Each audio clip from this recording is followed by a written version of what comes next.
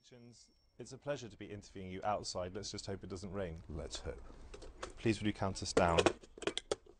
5, 4, 3, 2, 1. And slightly ahead of schedule, you wrote recently that politicians are bland careerists with neither passions nor beliefs.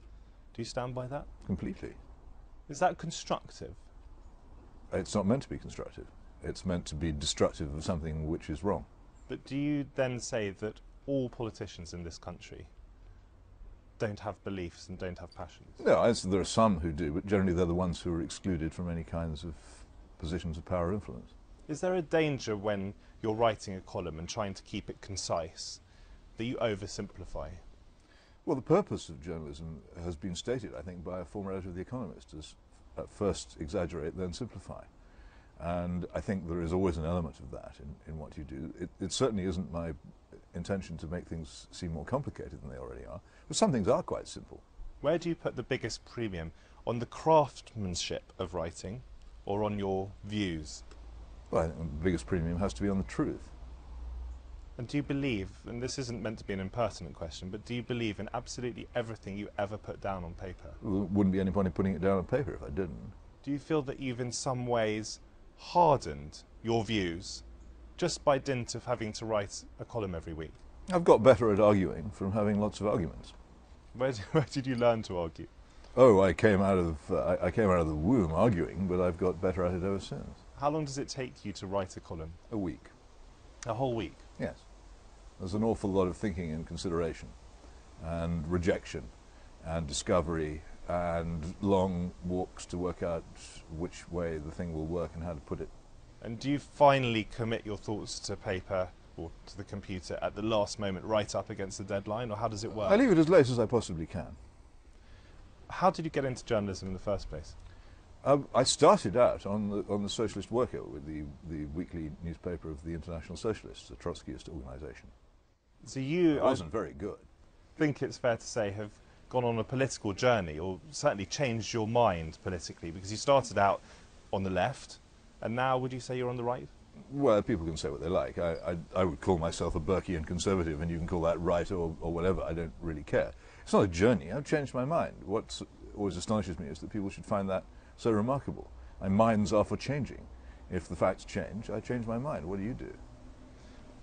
Describe very, very briefly what a Burkean conservative is. Someone who believes fundamentally that liberty depends on conscience, that if people behave themselves, they don't have to be oppressed by law or government, who believes that government itself should be kept as limited as possible. And ultimately, I think that humans are under God rather than under their own desires and devices, and are governed and directed by that far more than by force or by law. Do you think it's possible to have a viable moral code without God? No.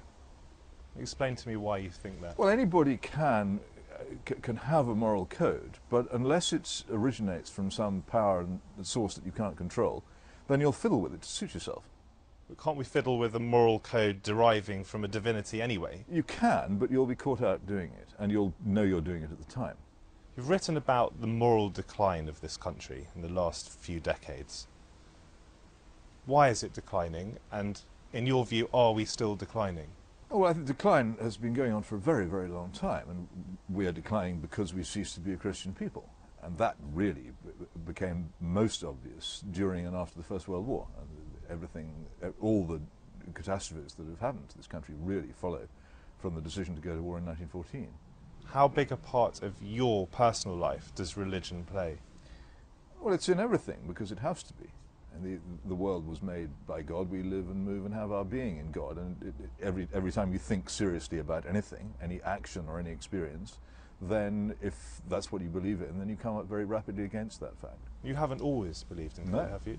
So was there a road to Damascus conversion for you? No, it was a reasoned discovery that the world didn't make sense without it and couldn't be made to make sense, and that, for instance, justice is impossible without it, and I value justice very highly. So you base your religious beliefs not on belief and a leap of faith, as it were, but actually on reason? Well, reason takes you only to a certain point, and at that point you have to decide. And what you're deciding when you decide between God and not God is what kind of universe you wish to live in.